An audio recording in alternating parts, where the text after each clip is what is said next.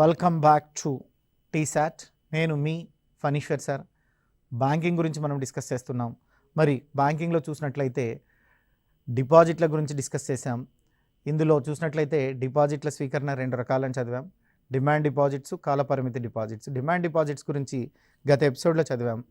ఇప్పుడు కాలపరిమితి డిపాజిట్లు అంటున్నారు, అంటే టైం డిపాజిట్స్ అంటారు వీటిని. ఇవి కూడా వాణిజ్య బ్యాంకులే రిలీజ్ చేస్తాయి. ఈ కాలపరిమితి డిపాజిట్, టైం డిపాజిట్ అంటే ఏంటో ఇప్పుడు మనం తెలుసుకుందాం. ఇవి ఒక నిర్ణీత కాలానికి సంబంధించినవి కాబట్టే కాలపరిమితి డిపాజిట్లు అంటున్నారండి. అంటే 3 సంవత్సరాల, 4 సంవత్సరాల, 5 సంవత్సరాల, 6 సంవత్సరాల ఎంతో కొంత నిర్ణీత కాల పరిమితి ఉంటుంది. అంటే ఈ డిపాజిట్ విలువ నిర్ణీత కాల పరిమితి ఉంటుంది. సాధారణంగా 3 సంవత్సరాలు కానీ 5 సంవత్సరాలు కానీ ఎక్కువ మంది ఈ టైం డిపాజిట్స్ తీసుకుంటుంటారు, కాలపరిమితి డిపాజిట్లు. ఇవి చూసినట్లయితే రెండు రకాలుగా విభజించడం అన్నటువంటిది జరిగింది. రికరింగ్ డిపాజిట్స్, వీటిని ఆర్డి అని పిలుస్తున్నారు. రికరింగ్ డిపాజిట్స్ స్థిర ఆదాయ వర్గాల వారికి పొదుపును ప్రోత్సహించడం కొరకు ఏర్పాటు చేసినటువంటివే రికరింగ్ డిపాజిట్స్. స్థిర ఆదాయ వర్గాలు, ఫర్ ఎగ్జాంపుల్ గవర్నమెంట్ ఎంప్లాయీస్, ఉద్యోగస్తులకు స్థిరంగా ఆదాయం అన్నటువంటిది వస్తుంది కాబట్టి, ఈ స్థిర ఆదాయం అంటే నెల నెల అంతే జీతం వస్తుంది కాబట్టి స్థిర ఆదాయ వర్గాల వారికి పొదుపును ప్రోత్సహించడం కొరకు ఏర్పాటు చేసినటువంటిదే రికరింగ్ డిపాజిట్. మరి ఉద్యోగస్తులకు వేతనాన్ని పొందేటువంటి వాళ్ళకు అనుకూలంగా ఇది ఉంటుంది. వీటిపై వడ్డీ రేటు కూడా ఉంటుందండి. వీటిపై వడ్డీ రేట్ అన్నటువంటిది కూడా ఉంటుంది. అంటే ఆర్డీపై వడ్డీ రేట్ అన్నటువంటిది ఇస్తున్నారు. అంటే స్థిర ఆదాయ వర్గాల వారికి పొదుపును ప్రోత్సహించడానికి ఏర్పాటు చేసినటువంటి డిపాజిట్నే మనం ఏమంటున్నాం, రికరింగ్ డిపాజిట్. ఈ రికరింగ్ డిపాజిట్ కూడా 5 సంవత్సరాలు లేదా ఇంకొకంటే ఎంతవరకు సాధ్యపడుతుందో అంత సమయానికి పెట్టుకోవచ్చు రికరింగ్ డిపాజిట్స్ కూడా. అయితే కండిషన్ ఏంటంటే స్థిర ఆదాయ వర్గాల వారికి మాత్రమే ఇది సంభవిస్తుంది. ఇక మిగతా వాళ్ళకు ఇవ్వరంటే ఉద్యోగులకు కానీ వేతనగ్రస్తులు కానీ, అంటే ఎవరైతే జీతం పొందుతున్నారో స్థిరంగా వారికే ఈ రికరింగ్ డిపాజిట్లు అన్నటువంటి ఇవ్వడం జరుగుతుంది, ఇతరులకు ఇవ్వరు. ఇక వీటిపై చూసినట్లయితే వడ్డీ రేటు కూడా ఉంటుంది, వీటికి వడ్డీ రేటు కూడా ఉంటుంది. తర్వాత చూసినట్లయితే రెండోది ఫిక్స్డ్ డిపాజిట్. ఎక్కువ మంది ఫిక్స్డ్ డిపాజిటే చేస్తారండి, ఎక్కువ మంది ఫిక్స్డ్ డిపాజిటే చేస్తారు. ఈ ఫిక్స్డ్ డిపాజిట్ అనేది కూడా ఒక టైం బౌండింగ్ డిపాజిట్. ఈ ఫిక్స్డ్ డిపాజిట్ అనేది కూడా ఏంటయ్యా అంటే ఒక కాల పరిమితి డిపాజిట్. దీన్నే మనం ఏమంటున్నాం, ఫిక్స్డ్ డిపాజిట్ అంటున్నాం. వీటిపై వడ్డీ రేట్ ఎక్కువగా ఉంటుంది. ఫిక్స్డ్ డిపాజిట్ పైన చూసినట్లయితే వడ్డీ రేట్ ఎక్కువగా ఉంటుంది. అభివృద్ధి చెందుతున్న దేశాలలో, మనలాంటి దేశాలలో ఇది ఎక్కువగానే ఉంటుందండి. అంటే అభివృద్ధి చెందుతున్నటువంటి దేశాల్లో చూసినట్లయితే ఏది ఎక్కువగా ఉంటుందయ్యా అంటే ఫిక్స్డ్ డిపాజిట్ అన్నటువంటిది ఎక్కువగా ఉంటుంది. 2 రుణాలు లేదా 2 అడ్వాన్సులు అన్నటువంటి ప్రాతిపదికన దీన్ని తీసుకుంటున్నారు. ఈ డిపాజిట్ ఎక్కువగా ఉంటుంది, రుణాల్లో లేదా అడ్వాన్స్లో దీన్ని మనం తీసుకోవడం అన్నటువంటిది జరుగుతుంది. ఇందులో మనం చూసినట్లయితే డిమాండ్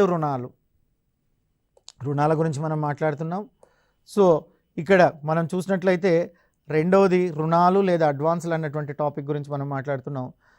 ఈ రుణాలు లేదా అడ్వాన్సులు అంటున్నారు. రుణాలు లేదా అడ్వాన్సుల గురించి మాట్లాడుతున్నాం. అందులో మొదటిది డిమాండ్ రుణాలు లేదా కోరిన తక్షణమే వసూలు చేసేటువంటి రుణాలు. వీటిని కాల్ లోన్స్ అని పిలుస్తున్నారు. కోరిన వెంటనే, కోరిన తక్షణమే వసూలు చేస్తున్నారు కాబట్టి వీటిని కాల్ లోన్స్ అని పిలుస్తున్నారండి. బ్యాంకులకు వాటికి కావాల్సినటువంటి స్వల్పకాలిక రుణాలను మరొక బ్యాంకు నుండి పొందుతాయి. వాటినే మనం కాల్ లోన్స్ అంటున్నాం. ఈ డిమాండ్ రుణాలు చూసినట్లయితే మనం ఏదైతే కాల్ లోన్స్ ఉందో, డిమాండ్ రుణాలు లేదా కాల్ లోన్స్ అనబడేటువంటిది ఉందో, ఇది ప్రజానికానికి సంబంధం లేదు, బ్యాంకులు ఇస్తాయండి. Bank to bank. బ్యాంకులు వాటికి కావాల్సిన స్వల్పకాలిక రుణాలను మరొక బ్యాంకు నుండి పొందితే దాన్ని కాల్ లోన్స్ అంటున్నారు. దాన్ని ఏమని పిలుస్తున్నారయ్యా అంటే కాల్ లోన్స్ అని పిలుస్తున్నారు.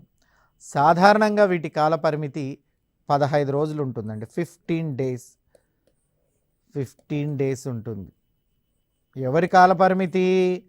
కాల్ లోన్స్ కాల పరిమితి 15 డేస్ ఉంటుంది. So bank to bank transaction జరుగుతుంది. ఇక్కడ బ్యాంకులకు వాటికి కావాల్సిన స్వల్పకాలిక రుణాలను మరొక బ్యాంకు నుంచి పొందితే, బ్యాంకులు వాటికి కావాల్సినటువంటి స్వల్పకాలిక రుణాలను మరొక బ్యాంకు నుంచి పొందితే దాన్ని ఏమని పిలుస్తున్నారు? కాల్ లోన్స్ అంటారు.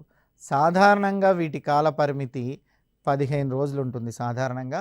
ఓకే, నెక్స్ట్ మనం చూసినట్లయితే బి క్యాష్ లోన్స్ అంటున్నారు. క్యాష్ లోన్స్ అంటే ఏంటంటే నగదు రుణాలు అంటున్నారు. నగదు రుణాలు.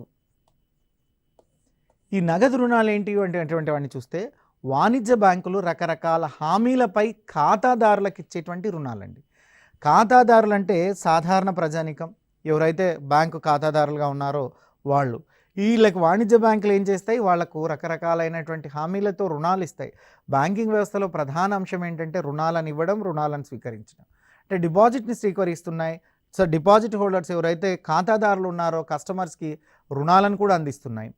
సో ఇట్లా వాణిజ్య బ్యాంకులు రకరకాల హామీల పైన ఖాతాదారులకు ఇచ్చేటువంటి రుణాలనే మనం క్యాష్ లోన్స్ అంటున్నాం. అంటే నగదు రుణాలు అని అర్థం అండి. ఇక ఒక నిర్దిష్ట సమయం లోపల ఒక నిర్దిష్ట మొత్తాన్ని మించకుండా నగదును ఉపయోగించుకునేటువంటి సౌకర్యం కలిగినటువంటి దాన్నే, అలా సౌకర్యం కలిగినటువంటి రుణాన్నే మనం ఏమంటున్నామయ్యా అంటే క్యాష్ లోన్ అంటున్నాం. ఇందులో ఉపయోగించుకున్నటువంటి నగదు మాత్రమే వడ్డీ విధించబడుతుంది. ఉపయోగించుకున్న నగదు పై మాత్రమే వడ్డీ నిర్ణయించబడుతుందండి. నిర్దిష్ట సమయం లోపల ఒక నిర్దిష్ట మొత్తానికి మించకుండా నగదు ఉపయోగించుకునేటువంటి సౌకర్యం కలిగి ఉంది. సో లైక్ క్రెడిట్ కార్డ్స్, నిర్దిష్ట సమయం లోపల ఒక నిర్దిష్ట మొత్తాన్ని మించకుండా నగదును ఉపయోగించుకునేటువంటి సౌకర్యం కలిగినటువంటి రుణాన్నే సో ఏమంటున్నారయ్యా అంటే నిర్దిష్ట లోను లేదా నగదు క్యాష్ అని చెప్తున్నారండి. ఇక ఓవర్ డ్రాఫ్ట్ ఓడి, ఓవర్ డిపాజిట్ అంటున్నారండి. ఓవర్ డిపాజిట్ ఇది కరెక్ట్ అకౌంట్ ఖాతాదారులకు ఇచ్చేటువంటి ఒక డిపాజిట్ అండి. ఇది కూడా ఒక డిపాజిటే. అయితే ఎవరికి ఇస్తున్నారయ్యా అంటే కరెంట్ ఖాతాదారులు ఎవరైతే ఉన్నారో ఆ కరెంటు ఖాతాదారులకు ఇచ్చేటువంటి డిపాజిట్. దీన్ని ఏమని చెప్తున్నారు? సో మనం చూసినట్లయితే over deposits.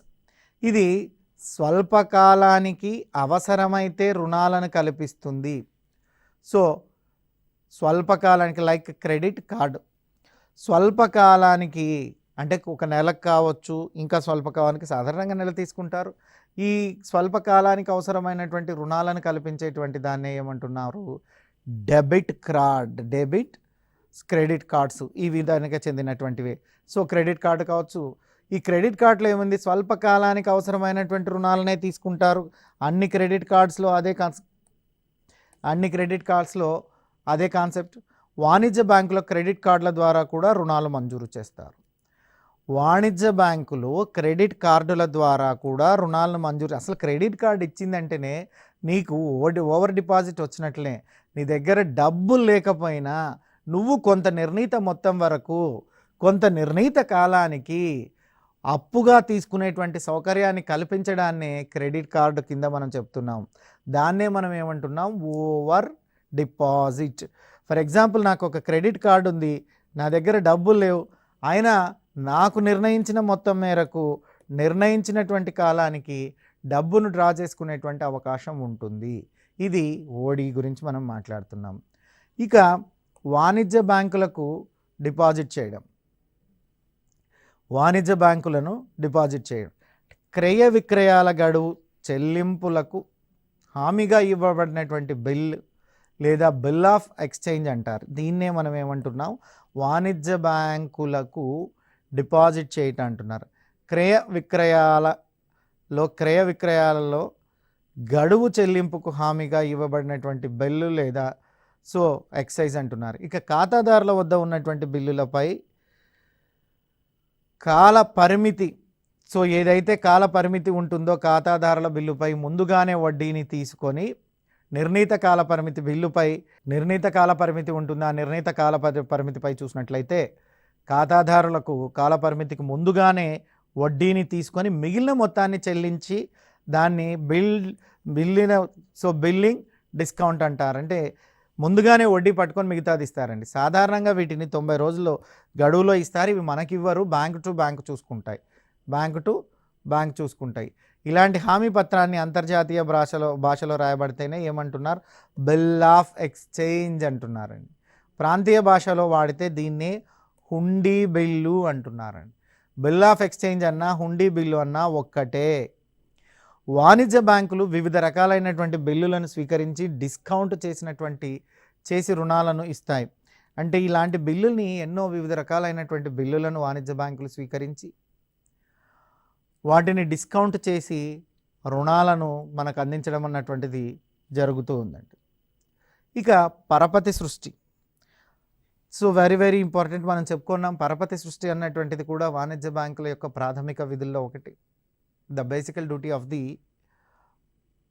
Commercial banks, the బేసికల్ ప్రైమరీ డ్యూటీ కమర్షియల్ బ్యాంక్. మరి ప్రజల వద్ద నుంచి అదేవిధంగా చూసినట్లయితే ప్రజల వద్ద నుంచి సంస్థల వద్ద నుంచి కూడా నేరుగా బ్యాంకులకు వచ్చేటువంటి నగదు డిపాజిట్లనే ప్రాథమిక డిపాజిట్లు అంటున్నారు, ప్రైమరీ డిపాజిట్స్. ప్రజల వద్ద నుంచి కానీ సంస్థల వద్ద నుంచి కానీ ఆర్గనైజేషన్స్ దగ్గర నుంచి కానీ వచ్చేటువంటి దాన్ని సంస్థలు కావచ్చు, ప్రజలు కావచ్చు, దీన్నే మనం ఏం చెప్తున్నాం? సో వచ్చేటువంటి దాన్ని నేరుగా బ్యాంకుల వద్దకి వచ్చేటువంటి నగదు డిపాజిట్లు. అంటే ప్రజలమైన మనం పెట్టొచ్చు, కొంత డబ్బుని నగదుకు డిపాజిట్ చేయొచ్చు. కొన్ని సంస్థలు ఉన్నాయి, సంస్థలు నగదును డిపాజిట్ చేయొచ్చు. ఎవరు చేసినా, ప్రజలు చేసినా, సంస్థలు చేసినా నేరుగా బ్యాంకు వద్దకు వచ్చేటువంటి నగదు డిపాజిట్లనే ప్రాథమిక డిపాజిట్లు అంటున్నాం. నగదు డిపాజిట్లనే ఏమంటున్నామయ్యా అంటే ప్రాథమిక డిపాజిట్లు అంటున్నాం. దాన్నే మనం ఏం చెప్తున్నాం? ప్రైమరీ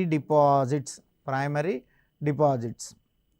మరి రుణాలు లేదా అడ్వాన్సులు ఇచ్చేటప్పుడు, అంటే రుణం ఇవ్వాలన్నా అడ్వాన్స్ అన్నా ముందుగా డబ్బులు ఇవ్వడమే రుణం లాంటిది అది కూడా. సో అడ్వాన్సులు ఇచ్చేటప్పుడు బ్యాంకులు సృష్టించేటువంటి డిపాజిట్లను పరోక్ష డిపాజిట్లు లేదా ఉత్పన్న డిపాజిట్లు అని పిలుస్తారండి. అంటే రుణాలు లేదా అడ్వాన్సులు ఇచ్చేటప్పుడు ఎవరికైనా అప్పు ఇవ్వాలన్నా లేదా ఏదైనా అడ్వాన్స్ ఇవ్వాలన్నా కూడా బ్యాంకులు సృష్టించేటువంటి డిపాజిట్ని మనం ఏమని పిలుస్తున్నామయ్యా అంటే ఉత్పన్న డిపాజిట్లు లేదా పరోక్ష డిపాజిట్లు అని చెప్తున్నారు. ఉత్పన్న డిపాజిట్లు లేదా పరోక్ష డిపాజిట్లు అని చెప్తున్నారు. ఇక వాణిజ్య బ్యాంకులు ఉత్పన్న డిపాజిట్ల ద్వారా పరపతిని సృష్టిస్తాయి. సో వాణిజ్య బ్యాంకులు దేని ద్వారా పరపతి సృష్టిస్తున్నాయ్యా అంటే ఉత్పన్న డిపాజిట్ల ద్వారా తమకు కావాల్సినటువంటి పరపతిని సృష్టించుకుంటున్నాయి. పరపతి సృష్టి అనేది నగదు నిల్వల నిష్పత్తిపై ఆధారపడి ఉంటుంది. వెరీ వెరీ ఇంపార్టెంట్ పాయింట్ ఇది. పరపతి సృష్టి దేనిపైన ఆధారపడి ఉంటుందయ్యా అంటే క్యాష్ రిజర్వ్ రేషియో పైన ఆధారపడి ఉంటుంది. పరపతి సృష్టి అనేటువంటిది దేనిపైన ఆధారపడి ఉంటుందంటే క్యాష్ రిజర్వ్ రేషియో పైన ఆధారపడి ఉంటుంది. మరి పరపతి సృష్టి అనేటువంటి దాన్ని మనం చూసినట్లయితే నగదు నిల్వల నిష్పత్తి పెరిగినప్పుడు అది పెరుగుతుంది, అది తగ్గినప్పుడు ఇది తగ్గుతుంది. మరి సిఆర్ఆర్ క్యాష్ రిజర్వ్ రేషియోకి పరపతి సృష్టికి మధ్య పెరిగినప్పుడు పెరుగుతుందా, తరిగినప్పుడు తరుగుతుందా? ఎలాంటి సంబంధం అంటే విలోమ సంబంధం ఉంటుంది. అంటే సిఆర్ఆర్ పెరిగితే పరపతి తగ్గుతుంది, పరపతి సృష్టి తగ్గుతుంది. పరపతి సృష్టి తగ్గును. సిఆర్ఆర్ పెరిగినప్పుడు పరపతి సృష్టి తగ్గుతుంది, సిఆర్ఆర్ తగ్గితే పరపతి సృష్టి పెరుగుతుంది. అంటే రెండింటి మధ్య విలోమ సంబంధం ఉందని అర్థం అండి. సో ఎవరెవరు రెండింటి మధ్య విలోమ సంబంధం ఉంది? క్యాష్ రిజర్వ్ రేషియోకి పరపతి సృష్టికి, క్యాష్ రిజర్వ్ రేషియోకి పరపతి సృష్టికి మధ్య ఉండేటువంటి సంబంధం ఏంటయ్యా అంటే విలోమ సంబంధము అంటారు. విలోమ సంబంధము అంటారు. సో దీన్ని మనం ఈ పరపతి గుణకము లేదా డిపాజిట్ గుణకం చూస్తే ఆర్ని బట్టి పరపతిని సృష్టించబడుతుంది. పరపతి గుణకము లేదా డిపాజిట్ గుణకము స్మాల్ ఆర్ని బట్టి పరపతి సృష్టించబడుతుంది. సిఆర్ఆర్ పెరిగితే పరపతి సృష్టి తగ్గుతుంది, సిఆర్ఆర్ పెరిగితే పరపతి సృష్టి తగ్గుతుంది. సిఆర్ఆర్ పెరిగితే పరపతి సృష్టి తగ్గుతుంది. సిఆర్ఆర్ తగ్గితే పరపతి సృష్టి పెరుగుతుంది. సిఆర్ఆర్ తగ్గితే పరపతి సృష్టి పెరుగుతుంది. సిఆర్ఆర్ తగ్గితే పరపతి సృష్టి పెరిగింది. సిఆర్ఆర్ పెరిగితే పరపతి సృష్టి తగ్గింది. అంటే సిఆర్ఆర్కి పరపతికి విలోమ సంబంధం ఉంది. సిఆర్ఆర్కి పరపతి సృష్టికి సిఆర్ఆర్కి పరపతి సృష్టికి ఎలాంటి సంబంధం ఉందయ్యా అంటే విలోమ సంబంధం ఉంది. ఇది సిఆర్ఆర్కి పరపతి సృష్టికి ఉండేటువంటి సంబంధం. ఇదేంటయ్యా అంటే విలోమ సంబంధం. ఇక 4వ అంశాన్ని మనం పరిశీలించి చూసినట్లయితే చెక్కు పద్ధతిని ప్రోత్సహించడం. చెక్కు పద్ధతి అనేటువంటి పద్ధతిని ప్రోత్సహించడం జరుగుతుంది. ఈ చెక్కులు కూడా 2 రకాలుగా ఉంటాయి. బేరర్ చెక్కు, అకౌంట్ లేదా క్రాస్ చెక్కు. క్రాస్ చెక్ అనేటువంటిది మీకు ఎక్కువగా ప్రాచుర్యంలో ఉంది. ఇంకొకటి బేరర్ చెక్కు అంటారు. బేరర్ చెక్కు, క్రాస్ చెక్కు, దీన్ని అకౌంట్స్ చెక్ అని చూసినట్లయితే ఇవి 2 ఉన్నాయి. చెక్కు పద్ధతిని ప్రోత్సహించడం కూడా వాణిజ్య బ్యాంకుల యొక్క ప్రాథమిక విధినే. మరి ఈ చెక్కులను ప్రోత్సహించడంలో చూసినట్లయితే 2 రకాలుగా ప్రోత్సహించడం జరుగుతుంది. అవి ఏంటివయ్యా అంటే బేరర్ చెక్కు, ఇంకొకటి రెండవది క్రాస్ చెక్ అండి. బేరర్ చెక్కు, క్రాస్ చెక్కు. ఇవి ఇక అనుసంఘిక విధులు అంటే రెండవది ప్రాథమిక విధులు అయిపోయాయి. రెండో విధులను చూస్తున్నాం మనం. అనుసంఘిక విధులని మనం డిస్కస్ చేస్తున్నాం. 2 విధులని చెప్పుకున్నాం. కమర్షియల్ బ్యాంకులకు 2 రకాలైనటువంటి విధులు ఉంటాయి. ప్రాథమిక విధులు మొదటిదైతే, రెండవది అనుషంగిక విధులు. ఈ అనుషంగిక విధుల గురించి మనం చెప్తున్నాం. ఇది 2వ విధిగా మనం దీన్ని డిస్కస్ చేస్తున్నాం. ఏజెన్సీ విధులు లేదా ప్రాతినిధ్య విధులు అని కూడా వీళ్ళని పిలుస్తారండి. ఇవి అనుషంగిక విధుల్లో చూసినట్లయితే ఏజెన్సీ విధులు లేదా ప్రాతినిధ్య విధులు అంటున్నారు. ఏజెన్సీ విధులు లేదా ప్రాతినిధ్య విధులు అంటున్నారు. వాణిజ్య బ్యాంకులు వారి ఖాతాదారుల తరఫు ఏజెంట్లుగా వ్యవహరిస్తూ నిర్వహించేటువంటి విధులను ఏజెన్సీ విధులు అంటారండి. ఏజెన్సీ విధులు అంటే ఏంటి అయ్యా అంటే వాణిజ్య బ్యాంకులు వారి ఖాతాదారుల తరఫున ఏజెంట్లుగా వ్యవహరిస్తూ నిర్వహిస్తే దానిని ఏజెన్సీ విధులు అని చెప్తారండి. చెక్కులు, డ్రాఫ్ట్లు, వినిమయ బిల్లులు, ఇతర బ్యాంకుల నుంచి వసూలు చేసేటివన్నీ కూడా దీనిల కిందికే వస్తాయి. ఇక డివిడెండ్లు, వడ్డీలు, అద్దెల వసూలు చేయుట కూడా దీని కిందికే వస్తుంది. షేర్లు ఒక ఖాతాదారుని పేరిట కొనుటకు కానీ అమ్మటం కానీ కూడా దీని కిందికే, ఏజెన్సీ విధుల కిందికే వస్తుంది. ఖాతాదారులను ట్రస్ట్గా ఖాతాదారుల నిధులకు భద్రతపరుస్తారు. అంటే ఇవన్నీ కూడా చూసినట్లయితే ఏజెన్సీ విధుల కిందికే వస్తున్నాయి. చెక్కులు, డ్రాఫ్ట్లు, వినిమయ బిల్లులు, ఇతర బ్యాంకుల నుంచి వసూలు చేయుట ఇది కూడా ఏజెన్సీ విధుల్లో భాగమే. డివిడెండ్లు, వడ్డీలు, అద్దెలు వసూలు చేయుట లేదా చెల్లించుట కూడా ఏజెన్సీ విధుల్లో భాగంగానే వస్తుంది. షేర్లు ఒక ఖాతాదారుని పేరిట కొనడం కానీ అమ్మడం కానీ జరిగితే దాన్ని కూడా మనం ఏజెన్సీ విధులుగానే చెప్పుకుంటున్నాం. ఇక ఖాతాదారులు ట్రస్ట్గా ఖాతాదారుల నిధులకు భద్రతను పరచడం అన్నటువంటిది కూడా ఏజెన్సీ డ్యూటీస్లో భాగంగానే మనం చెప్పుకోవడం జరుగుతుంది. ఇక ఆదాయ పన్నులు, బీమా ప్రీమియం, చందాలు ఖాతాదారుల తరఫున చెల్లిస్తే దాన్ని కూడా మనం ఏజెన్సీ అంటున్నాం. ఆదాయ పన్నులు, బీమా ప్రీమియంలు, చందా ఖాతాదారుల తరఫున చెల్లిస్తే దాన్ని మనం ఏమంటున్నామయ్యా అంటే దీన్ని కూడా ఏజెన్సీ యాక్టివిటీస్ కిందనే మనం చెప్తూ ఉన్నాం.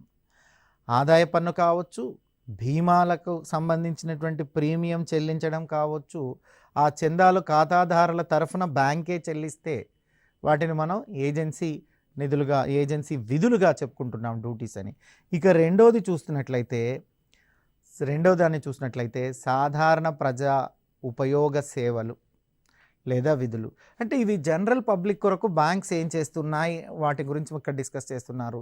దాన్నే ఏమంటున్నారు, సాధారణ ప్రజా ఉపయోగ సేవలు లేదా విధులు అంటున్నారు. జనరల్లీ ఇది విధులు అనేది బ్యాంకింగ్ భాష. ప్రజల వైపు నుంచి చూసినట్లయితే సాధారణ ప్రజా ఉపయోగ సేవల కిందకే మనం చెప్తూ ఉన్నామండి. మరి దీంట్లో బ్యాంకు ఖాతాదారులైన వారిని మరియు కాని వారికి కూడా బ్యాంకు సేవలు అందించేటువంటి విధులు. అంటే ఖాతాదారులకు ఇస్తారు, ఖాతాదారులు కాకపోయినా బ్యాంకులు సేవలు అందిస్తూనే ఉంటుందండి. ఫర్ ఎగ్జాంపుల్ డిమాండ్ డ్రాఫ్ట్లు, ట్రావెల్ చెక్కులు, ఏటీఎం సేవలు, ఇంటర్నెట్ బ్యాంకింగ్ సౌకర్యం, సో డీడీలు, ట్రావెల్ చెక్కులు, ఏటీఎం అంటే ట్రావెల్ చెక్కుల జారీ, ఏటీఎం సేవల్లో ఇంటర్నెట్ బ్యాంకింగ్ సౌకర్యం కల్పించుట, ఇవన్నీ చూసినట్లయితే సాధారణ ప్రజలకు అంటే ఆ బ్యాంక్ ఇప్పుడు ఫర్ ఎగ్జాంపుల్ నాకు ఎస్బీఐ అకౌంట్ ఉందనుకుందాం, నాకు ఏ బ్యాంకులో పోయినా కూడా ఏటీఎం జారీ సేవ ఉంది, లిమిటెడ్ ట్రాన్సాక్షన్స్ ఉండొచ్చు, కానీ సేవలు అయితే అందుతున్నాయి కదా. నేను ఆ బ్యాంక్ అకౌంట్దారునైనా అందుతున్నాయి, అకౌంట్దారుడు కాకపోయినా అందుతున్నాయి. ట్రావెల్ చెక్కులను ఏ బ్యాంక్ అయినా ఇస్తుంది, నేను ఏ బ్యాంకు కన్నా పోయి డీడీలు కట్టొచ్చు. సో ఇలాంటి సౌకర్యాలు వీటిని అంటే సాధారణ ప్రజా ఉపయోగాలు అంటారు.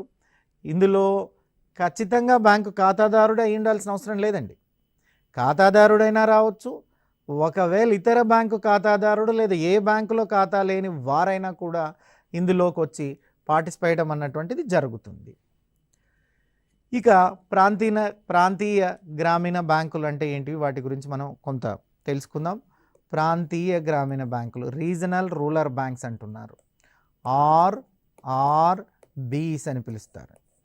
రీజనల్ రూరల్ బ్యాంక్స్ అంటారు, ప్రాంతీయ గ్రామీణ బ్యాంకులు. దేశంలో అన్ని ప్రాంతాలు సమానంగా అభివృద్ధి సాధించడానికి, ప్రాంతీయ సమాన అభివృద్ధి సాధించడానికి విత్త సంస్థల వికేంద్రీకరణ అవసరమని నరసింహన్ కమిటీ సూచించింది. ఈ నరసింహన్ కమిటీ సూచన మేరకే ఆర్ఆర్బీలను ఎస్టాబ్లిష్ చేయడం అన్నటువంటిది జరిగిందండి. ఆర్ఆర్బీలు ఎవరి సూచన మేరకు తీసుకొచ్చారయ్యా అంటే ఆర్ఆర్బీలను నరసింహన్ కమిటీ సూచన. సో నరసింహన్ కమిటీ, ఈ నరసింహ కమిటీ సూచనల మేరకే ఆర్ఆర్బీలను అన్నటువంటిని తీసుకొచ్చి జరిగింది. ఆర్ఆర్బీలను ఏర్పాటు చేయాలని సూచించినటువంటి కమిటీ ఏంటయ్యా అంటే Narasimhan committee. So Narasimha committee. మరి 20 సూత్రాల పథకంలో భాగంగా ఆర్ఆర్బీలను ఏర్పాటు చేయడం అన్నటువంటిది జరిగింది. 20 సూత్రాల పథకంలో భాగంగా 20 సూత్రాల పథకంలో భాగంగా ఏమిటిని ఏర్పాటు చేశారు, ఆర్ఆర్బీలను ఏర్పాటు చేయడం అన్నటువంటిది జరిగింది. సో మరి ఎవరి రికమెండేషన్ ద్వారా ఆర్ఆర్బీలను ఏర్పాటు చేశారు, నరసింహ కమిటీ రికమెండేషన్ ద్వారా ఆర్ఆర్బీలను ఏర్పాటు చేయడం అన్నటువంటిది జరిగింది. మరి 1975 సెప్టెంబర్ 26న ఆర్ఆర్బీలకు సంబంధించినటువంటి ఆర్డినెన్స్ను ప్రభుత్వం జారీ చేసింది. ప్రభుత్వము ఒక ఆర్డినెన్స్ని జారీ చేసిన తర్వాత ఆర్ఆర్బీలను యాక్ట్ అన్నటువంటి దాన్ని తీసుకుంది. ఆర్డినెన్స్ ఎప్పుడు జారీ చేసింది అయ్యా అంటే 1975 సెప్టెంబర్ 26న, 1975 సెప్టెంబర్ 26న ఆర్ఆర్బీలకు సంబంధించినటువంటి ఆర్డినెన్స్ను ప్రభుత్వం జారీ చేయడం అన్నటువంటిది జరిగింది. ఇక ఆర్ఆర్బీ యాక్ట్ని 1976లో చేశారండి. ఆర్ఆర్బీ యాక్ట్ ఎప్పుడు చేశారయ్యా అంటే 1976లో ఆర్ఆర్బీ చట్టం అన్నటువంటిది చేయబడిందండి. 1975 అక్టోబర్ 2న సో చూసినట్లయితే 5 ఆర్ఆర్బీలను ప్రారంభించారండి. ఆర్ఆర్బీలు 75 సెప్టెంబర్ 26న ఆర్డినెన్స్ ద్వారానే ఏర్పడ్డాయి. సో సెప్టెంబర్ 26న ఆర్డినెన్స్ ద్వారా ఏర్పడిన వెంటనే అక్టోబర్ 2న 5 ఆర్ఆర్బీలను ఏర్పాటు చేశారు. కానీ ఆర్ఆర్బీ చట్టం మాత్రం 76లో తీసుకొచ్చారు. అభ్యర్థులు ఈ విషయాన్ని కొంచెం కేర్ఫుల్గా గుర్తుపెట్టుకొని రావాలి. ఎందుకంటే ఇది ఆర్డినెన్స్ ద్వారా వచ్చింది కాబట్టి ఆర్డినెన్స్ 75 సెప్టెంబర్ 26న ఆర్డినెన్స్ తీసుకొని వచ్చి 75 అక్టోబర్ 2న ఆర్ఆర్బీలను ప్రారంభించారు. తర్వాత 76లో ఆర్ఆర్బీ చట్టం అన్నటువంటిది చేశారు. సో దీన్ని మనం గమనించాలి. అంటే 1975 సెప్టెంబర్ ఆర్డినెన్స్ తీసుకొని వచ్చారు. దేనికి సంబంధించి? ఆర్ఆర్బీలకు సంబంధించి ఆర్డినెన్స్ని తీసుకొని రావడం అన్నటువంటిది జరిగింది. ఆర్డినెన్స్ని తీసుకొని వచ్చి వెంటనే 5 బ్యాంకులను 5 ఆర్ఆర్బీలను ఏర్పాటు చేశారు. ఎప్పుడు ఏర్పాటు చేశారు? 1975 అక్టోబర్ 2న మహాత్మా గాంధీ గారి జయంతిని పురస్కరించుకొని 5 ఆర్ఆర్బీలను ఏర్పాటు చేయడం అన్నటువంటిది జరిగింది. 5 ఆర్ఆర్బీలను ఏర్పాటు చేశారు. అటు పిమ్మట అనగా 1976లో ఆర్ఆర్బీ యాక్ట్ అన్నటువంటి దాన్ని తీసుకొచ్చారు. ఇవి మీరు మర్చిపోకూడదు. ఈ సీక్వెంట్ గుర్తుపెట్టుకోవాలా. ఈ సీక్వెంట్ మీద మనకు ఒక బిట్ వచ్చేటువంటి అవకాశం ఉంది. మరి ఎక్కడెక్కడ 5 అంటే మొరాబాద్, ఇది ఉత్తరప్రదేశ్లో ఉంటుంది. రెండోది గోరఖ్పూర్, ఇది కూడా ఉత్తరప్రదేశ్లోనే ఉంటుంది. తర్వాత చూసినట్లయితే హర్యానా భివానీ అనేటువంటి ప్లేసు, జైపూర్ రాజస్థాన్, మాలా పశ్చిమ బెంగాల్ అన్నటువంటి ప్లేస్లో ఈ 5ను ఏర్పాటు చేయడం అన్నటువంటిది జరిగింది. ఇది మనం చూసినట్లయితే ఇక భారతదేశంలో కొత్తగా మొదటి గ్రామీణ బ్యాంక్ ఎక్కడ ఏర్పాటు చేశారయ్యా అంటే ప్రథమ గ్రామీణ బ్యాంకు 75లో ఉత్తరప్రదేశ్లో ఏర్పాటు చేయడం అన్నటువంటిది జరిగింది. ఇక ఉమ్మడి ఆంధ్రప్రదేశ్ విషయానికి వస్తే మొదటి గ్రామీణ బ్యాంకును నాగార్జున గ్రామీణ బ్యాంక్ అని 1976లో ఖమ్మం జిల్లాలో ఏర్పాటు చేశారండి.